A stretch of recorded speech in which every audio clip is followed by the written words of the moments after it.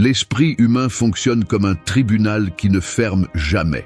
Il juge sans preuve, condamne sans procès et exécute la sentence avant même que tu aies fini de te réveiller.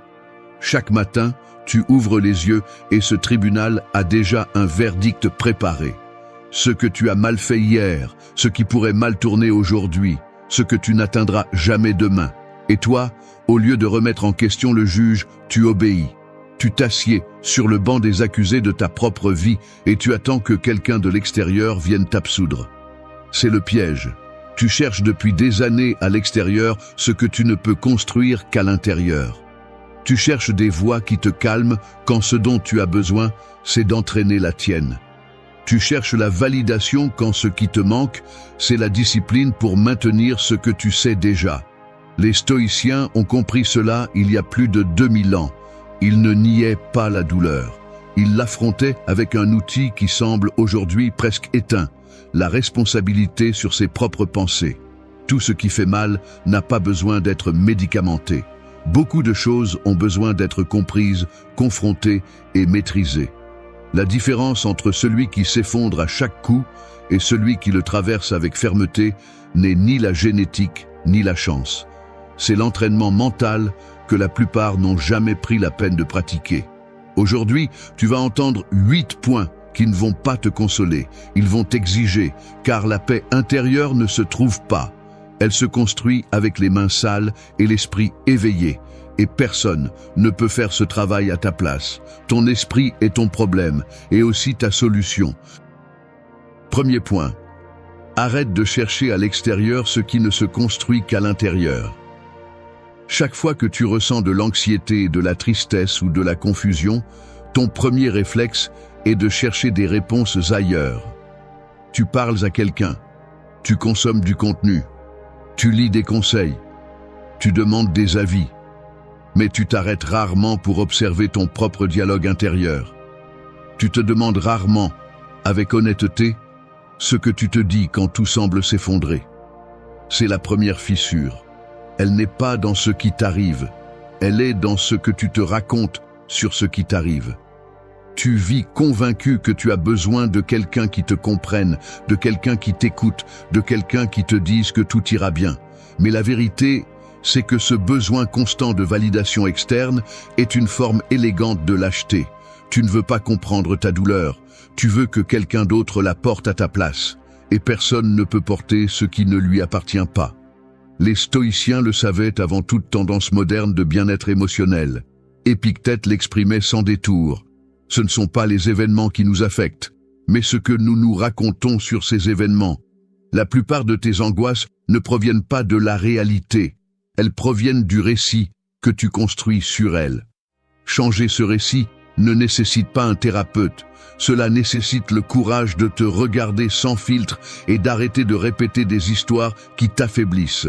Le problème, c'est que nous avons confondu ressentir avec comprendre.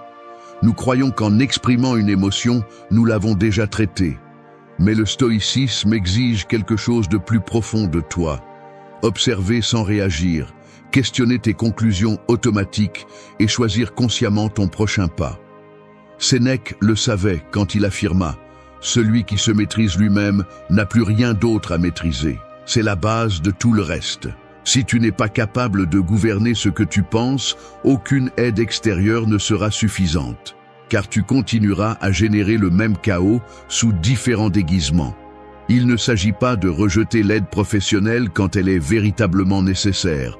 Il s'agit de reconnaître que souvent tu cherches à l'extérieur ce que tu devrais commencer à construire à l'intérieur.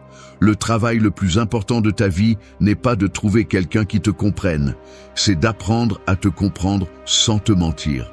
Et ce travail commence aujourd'hui, pas quand tu te sentiras prêt. Deuxième point, tes pensées ne sont pas des faits, ce sont des interprétations. Tu traites chaque pensée comme si c'était une vérité absolue.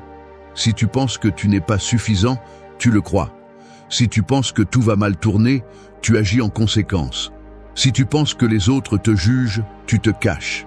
Mais personne ne t'a appris à questionner la source. Tes pensées ne sont pas des vérités révélées, ce sont des interprétations que ton esprit fabrique avec les matériaux que tu lui as donnés, des peurs anciennes, des expériences non traitées, des attentes étrangères que tu as adoptées comme les tiennes. Marc Aurèle, l'empereur qui gouverna l'empire le plus étendu de son temps, écrivait pour lui-même un avertissement qui reste valable aujourd'hui. Ton esprit prendra la couleur de tes pensées. Il ne l'écrivait pas comme une phrase décorative, il l'écrivait comme une instruction de survie, car il comprenait que l'esprit sans direction est une machinerie de destruction silencieuse. Chaque pensée que tu répètes sans la questionner devient une habitude neuronale.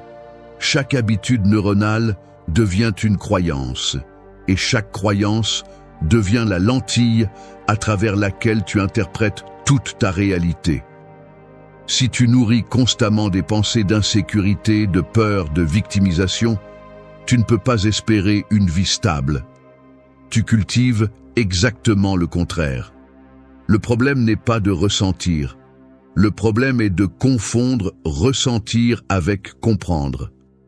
Tu crois qu'en exprimant une émotion, tu l'as déjà dépassée. Mais le stoïcisme exige quelque chose de plus profond de toi. Observer sans réagir impulsivement, questionner tes propres conclusions et choisir consciemment ta réponse. Cela ne fait pas de toi une personne froide ni déconnectée. Cela fait de toi quelqu'un qui ne permet pas qu'une pensée passagère gouverne sa journée entière. Cela fait de toi quelqu'un qui distingue entre ce qu'il ressent et ce qui est vrai. La prochaine fois qu'une pensée te dira que tu ne peux pas, que tu ne vaux rien ou que tout est perdu, arrête-toi. Demande-lui d'où elle vient. Demande-lui si elle a des preuves réelles ou seulement le poids de la répétition. Examine-la avec la même froideur avec laquelle tu examinerais les comptes de quelqu'un qui te doit de l'argent, car la plupart des chaînes que tu portes, personne d'autre ne les a posées. Tu les as forgées toi-même, pensée après pensée, sans t'en rendre compte. Et avec la même patience, tu peux les défaire. Point 3. La pause entre le stimulus et ta réponse est ton véritable pouvoir. Quelqu'un te critique et tu exploses. Une situation ne se passe pas comme prévu et tu sombres. Un commentaire déplacé te gâche la journée entière. C'est ta vie quand tu réagis sans réfléchir. Et le pire, c'est que tu l'as normalisé. Tu appelles ça de la spontanéité. Tu appelles ça être authentique. Tu appelles ça ne pas pouvoir l'éviter. Mais la vérité est autre. Tu n'as pas entraîné le muscle le plus important que tu possèdes. Entre ce qui t'arrive et ce que tu décides d'en faire, il existe un espace. Cet espace est microscopique, presque imperceptible, mais c'est là que réside ta liberté réelle. Les stoïciens le pratiquaient comme discipline quotidienne, pas comme théorie philosophique à débattre dans les salons, mais comme outil de survie émotionnelle. Chaque fois que tu ressens une émotion intense, au lieu d'agir immédiatement, arrête-toi. Respire. Demande-toi avec froideur si ce qui te provoque est sous ton contrôle. Si la réponse est non, lâche prise. Si la réponse est oui, agis avec clarté, pas avec impulsion. Marc Aurèle l'a écrit comme rappel. Quand tu te lèves le matin, pense au précieux privilège d'être en vie. Ce privilège inclut la capacité de choisir. Et chaque fois que tu réagis sans réfléchir, tu gaspilles ce privilège comme quelqu'un qui verse de l'eau propre par terre en se plaignant d'avoir soif. La pause consciente n'est pas une faiblesse. C'est la forme la plus élevée de force, car n'importe qui peut exploser, n'importe qui peut se laisser emporter par ce qu'il ressent. Mais te maintenir au milieu de la pression, observer sans céder, choisir ta réponse au lieu d'être esclave de ta réaction, cela exige un niveau de discipline que la plupart ne sont pas disposés à développer. Pense à combien de décisions regrettables tu aurais évitées en introduisant simplement une pause de 5 respirations avant d'agir. Pense à combien de relations tu aurais préservées, combien de mots tu aurais retenus, combien de regrets tu aurais évités. Pratique cela pendant une semaine. Juste une. Chaque fois qu'une émotion te pousse à agir, introduis cette pause. Ne réagis pas. Observe. Décide. Et tu verras comment change non seulement ton comportement, mais la perception que tu as de toi-même. Car dans cette pause, tu découvriras que tu es beaucoup plus fort que ce que tes impulsions te font croire. Point numéro 4. Arrête de souffrir pour ce qui n'est pas encore arrivé. La moitié de ta souffrance est fabriquée. Elle ne vient pas de ce qui t'arrive, mais de ce que tu imagines qui pourrait t'arriver. Ton esprit génère des scénarios catastrophiques avec une efficacité terrifiante. Il invente des conversations qui n'auront jamais lieu, anticipe des rejets que personne n'a prononcés, construit des échecs qui n'existent que dans ta tête. Et tu vis chacun de ces scénarios comme s'ils étaient réels. Ton corps se tend, ta respiration s'accélère, tes décisions se contaminent, tout pour quelque chose qui n'existe pas en dehors de ton récit intérieur. Sénèque avertissait avec une clarté qui tranche. Nous souffrons plus dans l'imagination que dans la réalité. Et si tu t'arrêtes pour le vérifier avec honnêteté, tu découvriras que l'immense majorité des choses que tu craignais ne se sont jamais matérialisées. Mais l'usure qu'elles ont provoquée était complètement réelle. Tu as gaspillé de l'énergie, perdu le sommeil, pris des décisions depuis la peur. Tout à cause d'un fantôme que tu as toi-même créé. Les stoïciens pratiquaient quelque chose qui peut sembler contradictoire, mais qui est profondément efficace. La visualisation négative. Elle consiste à imaginer délibérément le pire qui pourrait arriver, non pour sombrer, mais pour se préparer.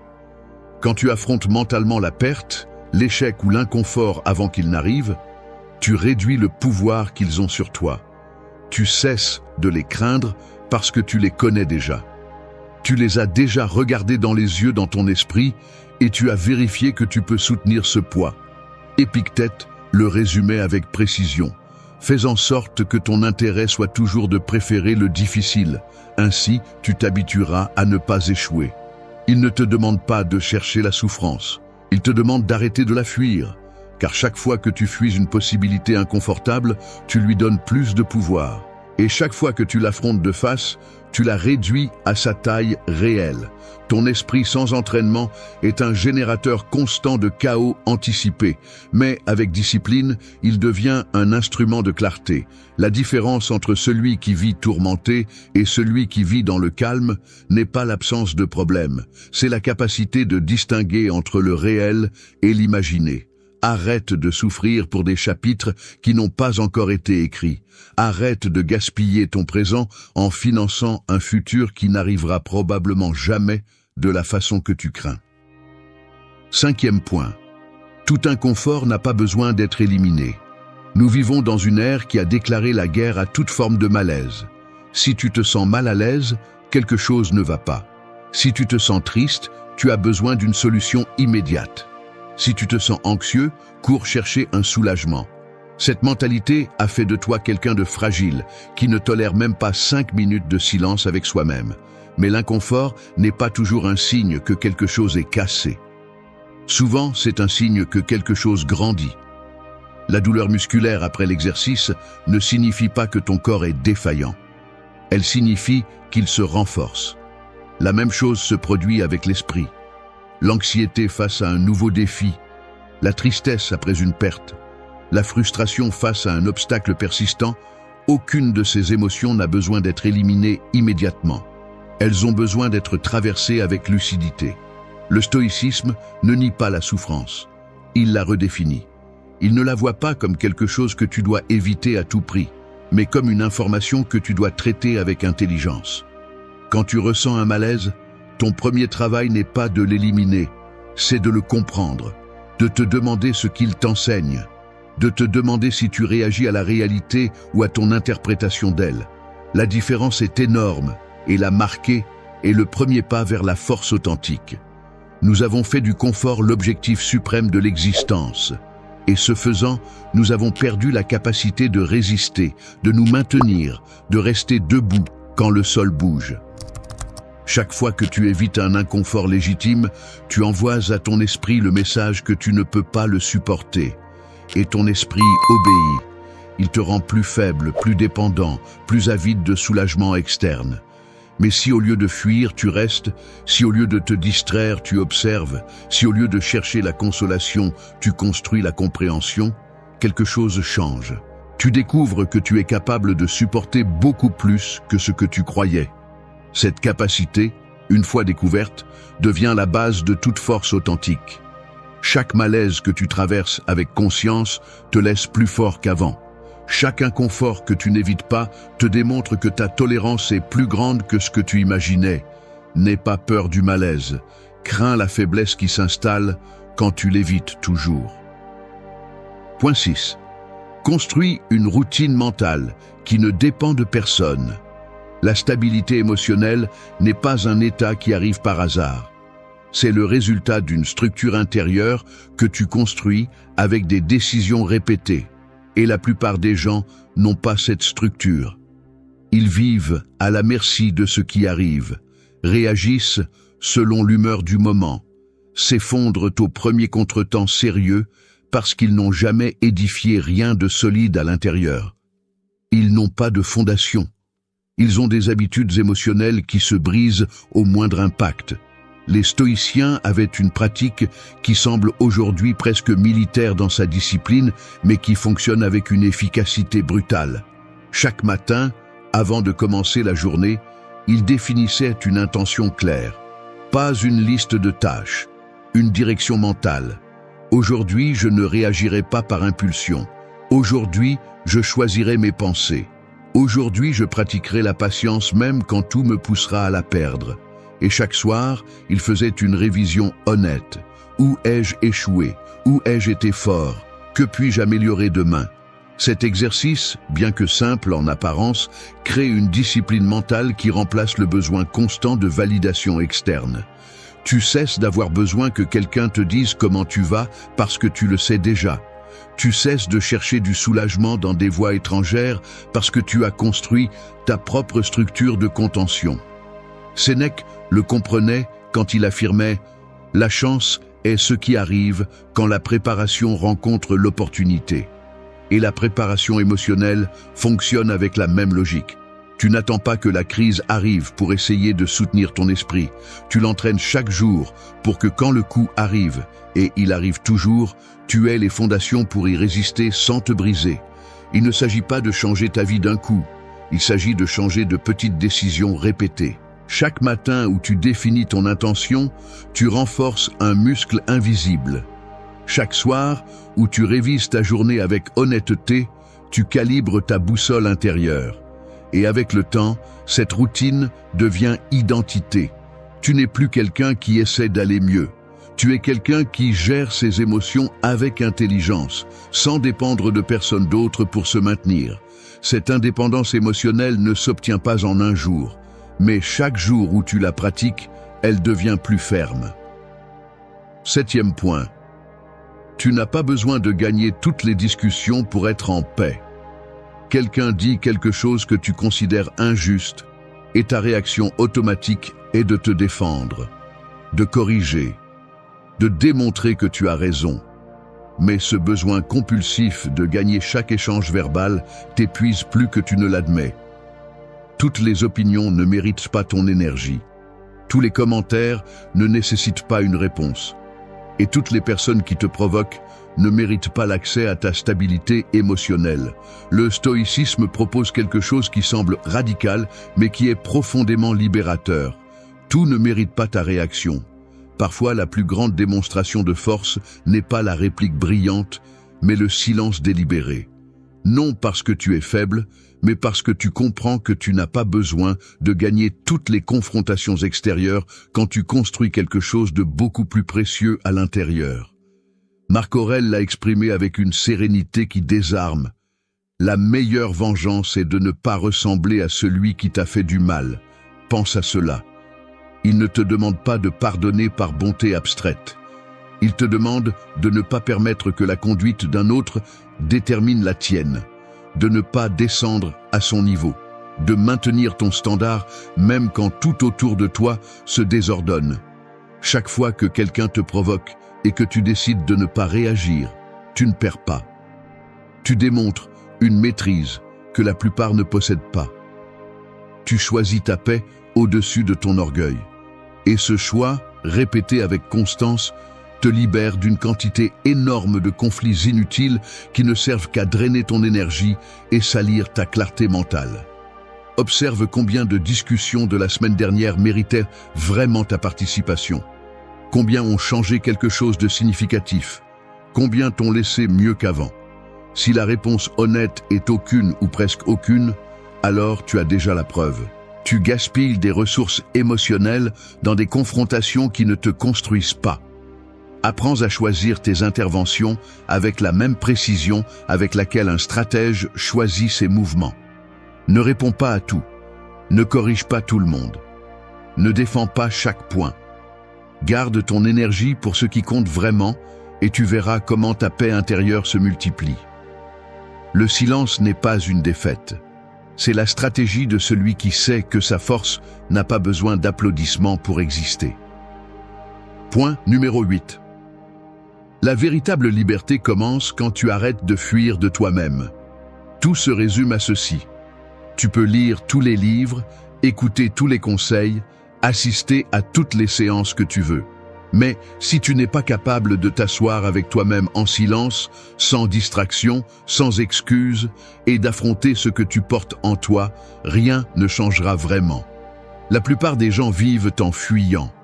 Pas des problèmes extérieurs, ils fuient d'eux-mêmes.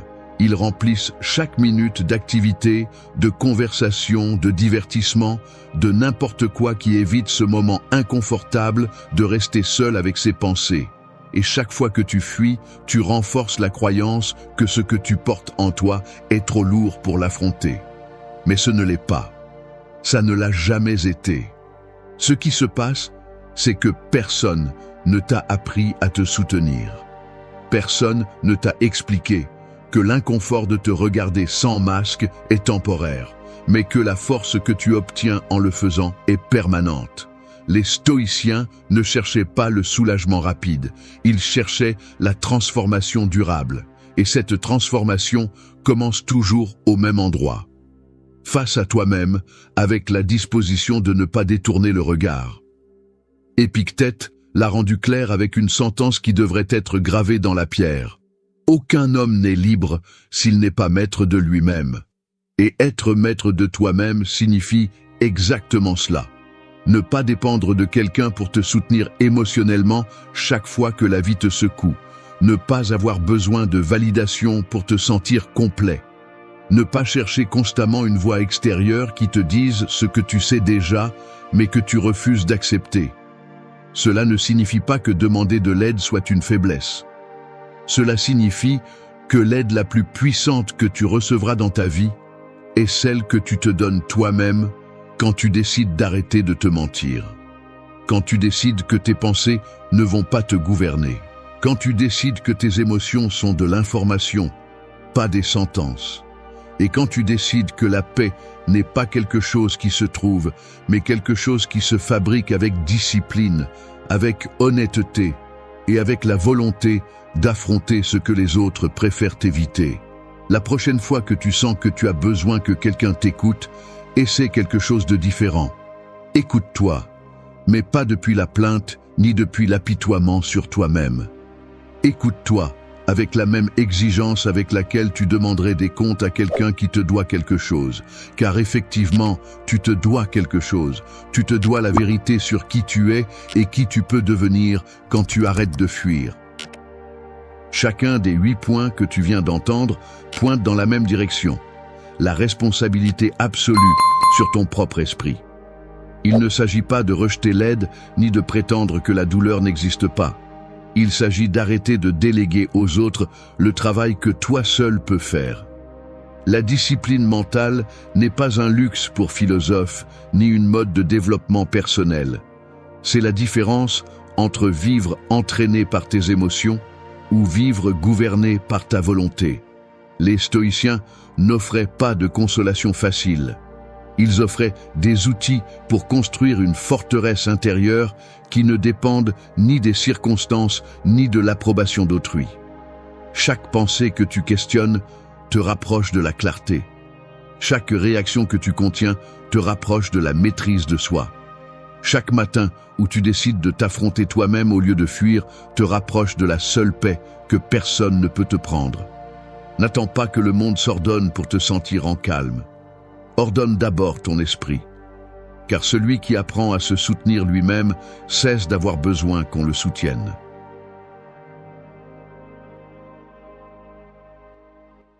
L'erreur, c'est de penser que les loisirs ne sont qu'une distraction ou une échappatoire. Il est confortable de croire que peu importe ce que tu fais de ton temps libre, tant que ce n'est pas nuisible. Mais ce confort est dangereux. La façon dont tu choisis tes loisirs révèle la différence entre te construire ou te gaspiller. Il ne s'agit pas de paraître intelligent, il s'agit d'expliquer pourquoi ceux qui réussissent ne misent pas sur des passe-temps choisis au hasard. Il s'agit de comprendre que ce que tu fais en dehors du travail compte autant que ta profession.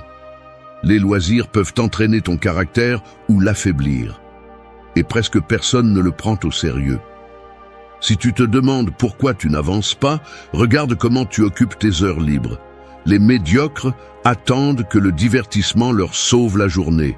Ceux qui progressent choisissent des activités qui exigent discipline, attention, stratégie. Ce n'est pas de la chance, c'est un schéma de comportement. Le bon loisir t'apporte discernement, compétences utiles et force de caractère. Le mauvais ne t'apporte qu'évasion. Ne confonds pas plaisir et progrès. Tu peux passer des années à t'amuser et rester tout aussi fragile, dispersé, sans discernement. Le changement commence quand tu choisis des loisirs qui t'obligent à réfléchir, à te mesurer, à t'améliorer. Quand tu comprends que le vrai repos est celui qui te rend plus fort, pas celui qui t'endort. Reste jusqu'à la fin, car la dernière leçon, l'action cohérente, est celle que tu auras le plus de mal à accepter. Si cela résonne en toi, abonne-toi. Première leçon. Choisis avec intention, pas par impulsion. Décider consciemment de tes loisirs, évite la médiocrité automatique. Il y a quelque chose que tu dois accepter. Ton temps libre construit aussi ton caractère. Il n'existe pas de neutralité. Chaque choix additionne ou soustrait. La règle est simple, les loisirs que tu choisis délibérément te construisent. Ceux que tu suis par impulsion te stagnent. Choisir des passe-temps au hasard, simplement parce qu'ils divertissent ou font passer le temps, est une recette sûre pour la médiocrité automatique. Le loisir sans discernement est le terreau fertile où pousse la paresse mentale et le manque de direction. Si tu n'organises pas tes moments hors du travail, ces espaces se remplissent de distractions qui ne t'apportent rien. C'est confortable, oui, mais cela ne t'emmène nulle part de précieux. Chaque heure investie dans quelque chose qui ne t'exige pas ou ne t'améliore pas est une heure de moins pour te construire toi-même. Ce n'est pas juste du divertissement, c'est une décision sur qui tu vas devenir. Exemple quotidien, tu rentres fatigué du travail. Sans réfléchir, tu allumes la télévision et passes 2 heures à regarder n'importe quoi. Ou tu ouvres ton téléphone et te perds dans des vidéos et des messages sans filtre. Tu dis que tu déconnectes, mais en réalité, tu cèdes ton temps à des habitudes qui ne t'apportent rien d'utile. Le salon reste silencieux, seulement le murmure constant de l'écran et le reflet bleu sur ton visage. Dehors, la journée se termine sans que tu remarques le passage des heures. Parfois, tu ne te souviens même plus de ce que tu as vu ou lu. À l'inverse, tu pourrais choisir un loisir qui t'apprend quelque chose de concret. Apprendre une langue, améliorer ta force à la salle, lire un livre qui challenge ta pensée, programmer, t'exercer à l'écriture, résoudre des problèmes de logique. Imagine une soirée différente. Tu poses le téléphone face contre table, tu ouvres ce livre en attente et tu lis 20 pages, ou tu sors marcher en écoutant un podcast dans une autre langue. À la salle de sport, tu croises les mêmes visages décidés. Il y a un salut bref, un regard de reconnaissance. La différence se voit, ton corps répond, ton esprit connecte de nouvelles idées. Même les autres le remarquent. On commence à te demander ce que tu lis, tes progrès physiques, ce nouvel intérêt que tu n'avais pas avant. Je ne parle pas d'éliminer le divertissement, mais de lui mettre une limite et de choisir une activité qui te construit, ne serait-ce que 30 minutes par jour. Cette différence, répétée tout au long de l'année, sépare ceux qui avancent de ceux qui restent les mêmes. Ce n'est pas le destin, c'est ta conduite répétée. Deuxième point. Leçon 2. Ce que tu pratiques se remarque. Cultiver des passe-temps utiles élève la manière dont les autres te perçoivent. Arrête de remplir ton temps avec des distractions vides. Ne permets pas que tes loisirs ne soient que des échappatoires à la réalité. Choisis des activités qui te construisent, pas qui t'anesthésient. La norme est simple. Ce que tu pratiques au quotidien se reflète dans ton caractère et dans le respect que tu inspires. Chaque minute investie dans un passe-temps inutile est un vote en faveur de la médiocrité. Si tes loisirs ne t'apportent ni discernement, ni compétence, ni discipline, ils te font perdre. Les personnes à succès ne laissent pas leurs intérêts au hasard. Elles choisissent des passe-temps qui leur donnent des outils, qui les poussent à mieux réfléchir, à agir avec plus de maîtrise et à se distinguer des autres. Il ne s'agit pas de remplir le temps, mais de l'utiliser pour construire quelque chose en toi. Observe-le au quotidien. Le samedi arrive, le groupe se réunit. Certains parlent de la série du moment, de même, de la dernière tendance sur les réseaux. Toi, sans chercher à attirer l'attention, tu mentionnes que cela fait des semaines que tu perfectionnes une recette complexe, ou que tu as réussi à lire un livre difficile, ou que tu as terminé une formation technique. Les expressions changent. Il y a un court silence, puis des questions. Quelqu'un te demande d'expliquer davantage, un autre te demande le nom du livre. La conversation change de ton. Tu n'es plus un parmi d'autres. Le poids de ton discernement se fait sentir. Quelques jours plus tard, au bureau, un problème inattendu surgit. Celui qui passe des heures sur des passe-temps futiles reste silencieux, attend des instructions. Toi, tu proposes une solution basée sur ce que tu as appris en dehors du travail. Tu ne le dis pas pour te vanter, cela vient simplement. Les autres le remarquent. La chef t'observe un peu plus longtemps que d'habitude avant de répondre. Elle note quelque chose dans son carnet, pas besoin d'expliquer. La différence est déjà installée. À un autre moment, une connaissance te demande un conseil. Il ne cherche pas n'importe qui. Il cherche celui qui a quelque chose de personnel derrière, celui qui a cultivé quelque chose au-delà du superficiel. Le respect ne s'exige pas, il se manifeste dans les détails, ta façon de répondre, de soutenir le regard, de choisir tes mots. Les autres ajustent leur manière de te traiter. Les invitations changent, les sujets de conversation aussi. Ce n'est pas un hasard, c'est ton manque de discernement. Cette erreur semble petite, la suivante ne le sera pas. Maîtrise silencieuse. Leçon 3. Investis ton énergie, ne la gaspille pas. Te consacrer à des activités qui te défient renforce ta vitalité et ta concentration. Musonius Rufus a dit « Si tu désires le bien, obtiens-le de toi-même ». Traduction. Attendre des autres qu'ils changent ta vie, c'est céder ton pouvoir. La règle est simple. Choisis des passe-temps qui développent des compétences utiles et un jugement solide, où tu paieras le prix d'une vie médiocre. La plupart gaspillent des heures dans des distractions qui ne font qu'engourdir l'esprit. Le coût n'est pas seulement le temps, c'est la détérioration de ta discipline, de ton jugement et de ta capacité à te concentrer. Quand tu consacres ton énergie à des activités qui ne te défient pas, tu deviens plus faible, moins capable de faire face aux vrais problèmes. Chaque minute investie dans des passe-temps vides est une minute qui ne construit rien. La différence entre ceux qui avancent et ceux qui stagnent réside dans la façon dont ils utilisent leur temps en dehors du travail. Certains s'entraînent, d'autres se dissipent. Observe un après-midi ordinaire. Quelqu'un sort du bureau, traverse la ville en transports en commun avec des écouteurs sur les oreilles, plongé dans des vidéos courtes. En arrivant à la maison, l'écran du téléviseur s'allume presque par réflexe. Le canapé devient un refuge et les minutes s'évaporent. Personne ne remarque le passage du temps, sauf par le bâillement automatique et la sensation de lourdeur à la fin de la journée.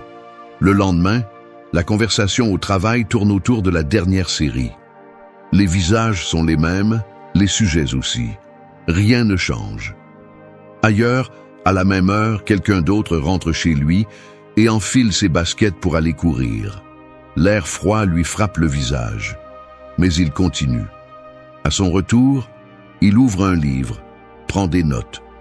Peut-être consacre-t-il 1 heure à pratiquer un instrument ou à réviser des phrases dans une autre langue. Il n'y a pas de public, pas d'applaudissements, seulement le silence et le progrès. La famille observe cet effort du coin de l'œil. D'abord avec scepticisme, puis avec une certaine curiosité. Un jour, quelqu'un demande comment il a réussi à apprendre quelque chose de nouveau ou pourquoi il semble moins fatigué que les autres. Le changement est visible, la posture, le regard, la manière de réagir aux problèmes quotidiens. Ceux qui se dissipent ne remarquent le vide que lorsqu'il devient trop évident, oubli fréquent, irritabilité, sensation de stagnation. Ceux qui s'entraînent voient les fruits dans les moindres détails. Plus de patience, moins de réactivité, des opportunités que d'autres ne voient même pas. Ce n'est pas seulement du divertissement, c'est ta vie et ton jugement que tu mets en jeu. Ce n'est pas le destin, c'est ta conduite répétée. La maîtrise, c'est choisir le défi quand personne ne regarde. Dans la prochaine leçon, je vais te montrer comment distinguer les activités qui te construisent de celles qui ne font que t'occuper. Leçon 4. Apprends à t'ennuyer sans abandonner. Soutenir la pratique quand la nouveauté disparaît. Entraîne ta véritable persévérance. Tu es à la salle de sport et après 2 semaines, la motivation s'évapore. Il n'y a plus de selfie, plus d'envie de te vanter.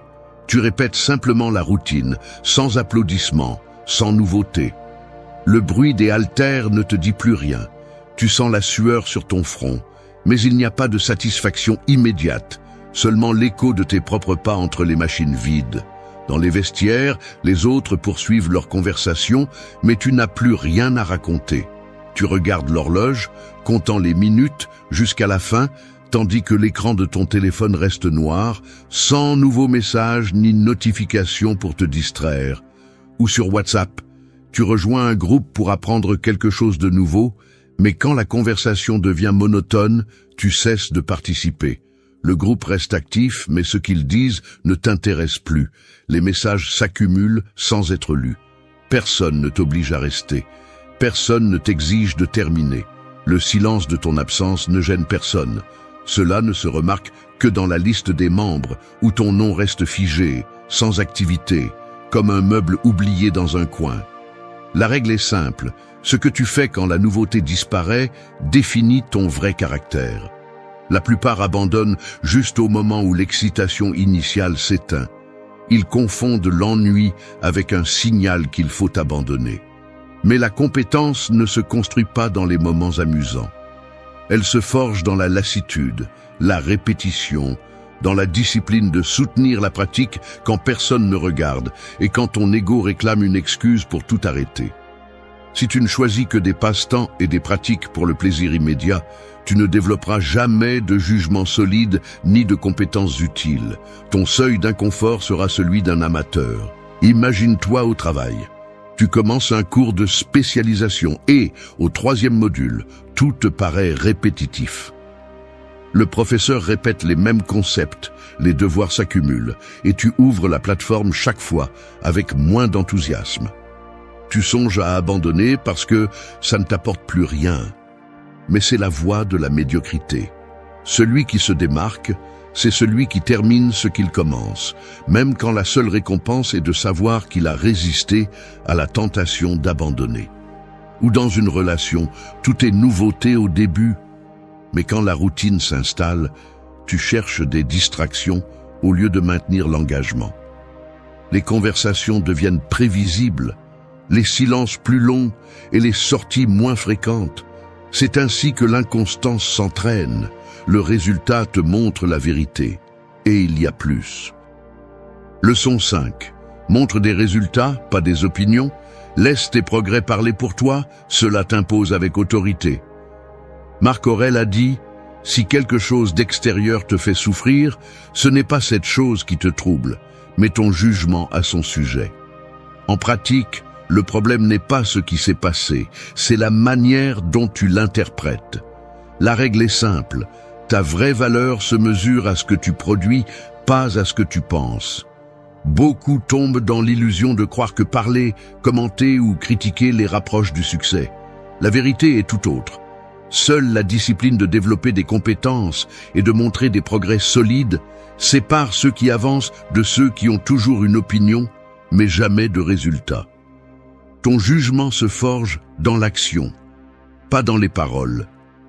Quand tu choisis des passe-temps qui développent des capacités utiles, le résultat devient visible et t'impose avec une autorité réelle. L'opinion est facile, le progrès non. Observe une réunion de travail. Quelqu'un prend la parole, expose des théories sur la façon dont le processus devrait fonctionner, critique la méthode d'un autre, suggère des changements. Quand tu examines son historique, il n'y a pas de livrable, aucun fichier terminé, aucune métrique pour soutenir ses paroles. Le silence gênant qui suit la demande de résultats en est la conséquence. Les autres le remarquent, regards échangés, gestes brefs de méfiance, notes griffonnées sur des carnets. En revanche, celui qui arrive avec un rapport terminé, une solution mise en œuvre, se contente de le montrer. Il n'y a pas de discussion. L'atmosphère change, les questions cessent, l'attention se porte sur le résultat. À la salle de sport, celui qui parle peu et s'entraîne chaque jour n'a pas besoin de défendre sa méthode. Le progrès est visible. La charge qui augmente sur la barre, les vêtements qui tombent différemment, la sueur laissée sur le banc. Les regards des autres s'attardent. L'entraîneur acquiesce en silence. Il n'y a pas besoin d'expliquer quoi que ce soit. À la maison, celui qui fait vivre la relation par des actions, prépare le dîner, résout un problème, tient ses promesses, n'entre pas dans de longs débats sur l'engagement. L'atmosphère est différente, moins de mots, plus de confiance. Les gestes deviennent directs, les disputes s'apaisent. Dans tous les cas, la conséquence est la même. L'environnement répond au progrès réel, pas à l'opinion. Le respect ne se négocie pas, il s'impose. Le résultat est en train de te montrer la vérité. Ce n'est que le début. Leçon 6. Ton environnement fixe ton standard. T'entourer de personnes qui développent leurs compétences, élève ton propre niveau. Tu es à une réunion et le sujet dérive vers ce que chacun fait en dehors du travail. Certains racontent qu'ils passent des heures sur des jeux vidéo, d'autres sur des séries, et un seul mentionne qu'il apprend une nouvelle langue. Personne ne réagit. On passe au sujet suivant. Tu te demandes alors si cela vaut vraiment la peine d'investir du temps dans quelque chose d'exigeant quand personne autour de toi ne le fait. La règle est simple. Ton environnement définit ce que tu considères comme normal, et normal est le plafond de ton ambition.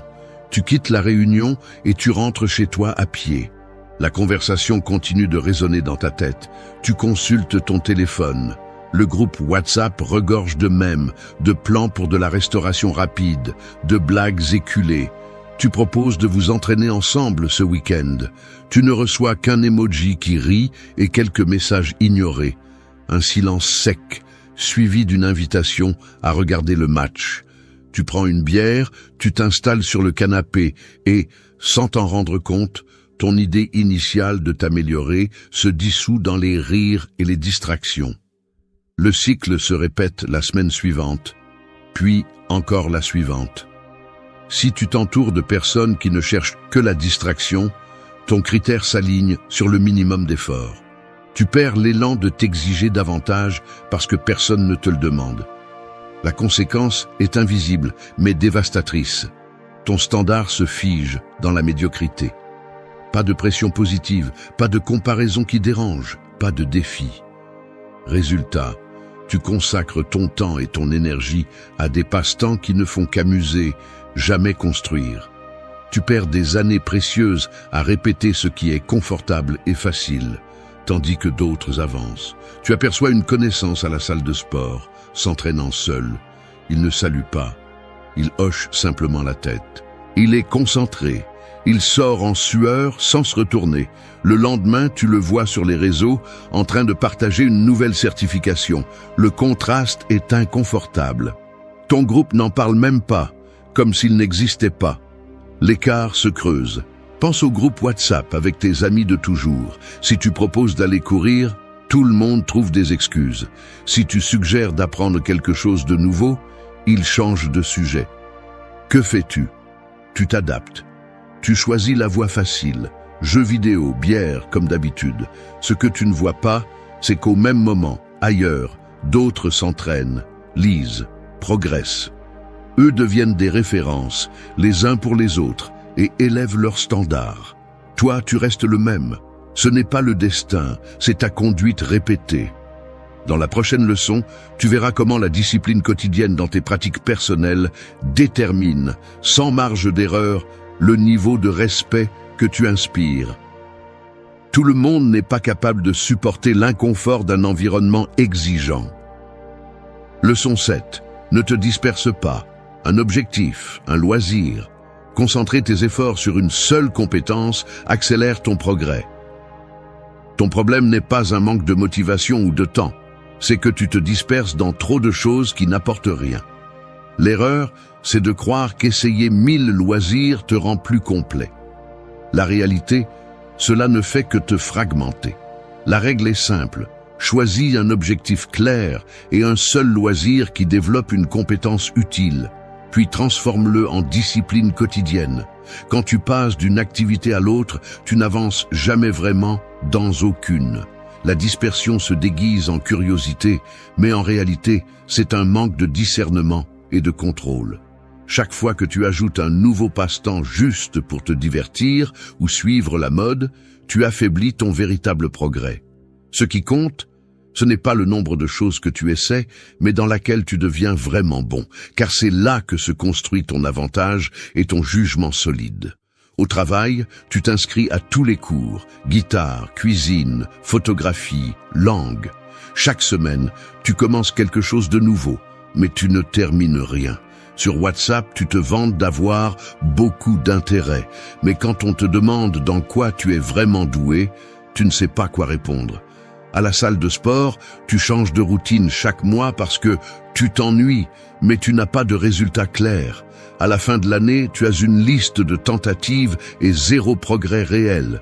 Ce n'est pas le destin, c'est ton comportement répété.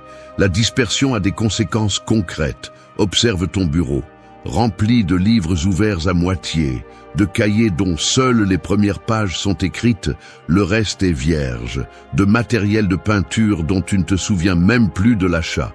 Ton téléphone vibre avec des notifications de groupes différents, tous liés à une activité que tu n'as essayé qu'une ou deux fois. Des chaises couvertes de vêtements de sport, pour des disciplines que tu as abandonnées sans prévenir personne. Lors des réunions, quand le sujet des compétences est abordé, tu restes silencieux. Les autres mentionnent des réussites, des certifications, des projets terminés. Toi, tu fais un geste vague, tu souris, mais personne ne te pose davantage de questions. La conversation continue sans toi. Tes amis ne t'invitent plus à leur tournoi d'échecs ni aux sorties de randonnée. Ils savent que tu ne confirmes jamais ou que tu ne viens qu'une fois puis tu disparais. Au travail, ton chef cesse de te confier des tâches importantes parce qu'il sait que tu manqueras de concentration pour les terminer. À la maison, tes parents ou ton partenaire ne te demandent plus de nouvelles de tes projets personnels. Ils acquiescent simplement en silence, croisent les bras et changent de sujet. La maîtrise n'est reconnue que lorsqu'elle est visible. Leçon 8. Cesse de chercher la validation externe. Pratiquer par conviction et non pour l'approbation renforce ton discernement. Il y a quelque chose que tu dois accepter. La ligne qui sépare celui qui progresse de celui qui stagne est invisible, mais elle existe. Tout ce qui semble inoffensif ne l'est pas forcément. Si tu franchis cette limite, tu perds le contrôle de ton propre discernement. La règle est simple. Seuls ceux qui choisissent leur passe-temps par conviction et non pour obtenir l'approbation développent un discernement solide et des compétences utiles. Quand tu choisis tes activités en fonction du regard des autres, ton développement ne t'appartient plus. Tu deviens dépendant des réactions extérieures. Cela t'oblige à adapter tes intérêts et ton temps à ce que les autres attendent et non à ce que tu as réellement besoin de construire. Le résultat, tes compétences sont superficielles, ton discernement s'affaiblit, ton autodiscipline se relâche. Tu ne t'en rends pas compte, mais tu sacrifies une croissance réelle pour une acceptation passagère. Pense à celui qui publie chaque progrès sur les réseaux en attendant des applaudissements, ou à celui qui ne suit un cours que si c'est à la mode parmi ses amis. Il choisit ses passe-temps, ses sports, même ses livres, seulement s'ils lui garantissent des j'aime ou des commentaires. Avec le temps, il devient incapable de pratiquer dans le silence. Il n'évolue pas et n'avance pas. Il ne fait que répéter ce que les autres valident. Quand il doit résoudre quelque chose d'important ou prendre des décisions sous pression, il n'a ni les outils ni le discernement nécessaire. Son progrès est une illusion. Regarde comment, dans une conversation, ce genre de personne attend des regards d'approbation avant d'apporter une opinion. Observe comment il vérifie son téléphone après chaque commentaire, cherchant des réactions, lisant les gestes des autres, ajustant sa posture selon l'ambiance sociale. Les silences le mettent mal à l'aise. Si personne ne répond, il se replie, évite d'approfondir. Son identité se dilue peu à peu dans ce que les autres considèrent acceptable. La conséquence est directe. Tu deviens insignifiant à tes propres yeux. Si tes passe-temps, tes pratiques et tes habitudes dépendent du regard des autres, tu ne construis jamais une base solide. L'approbation externe n'est jamais suffisante et ton discernement s'érode sans que tu t'en aperçoives.